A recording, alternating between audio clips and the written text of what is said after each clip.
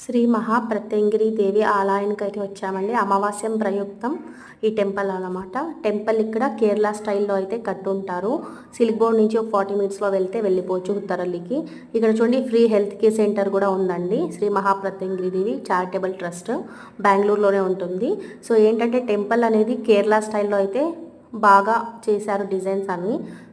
Temple కూడా చాలా పురాతనమైనది. సో ఇది ఎంట్రన్స్ అన్నమాట. ఇంకా లోపలికి మనకు మొబైల్ అలో లేదు. సో ఇది మెయిన్ ఎంట్రన్స్ వరకు నేను ఆఫ్ చేస్తానండి, ఎందుకంటే ఆఫ్టర్ దట్ అలో లేదు.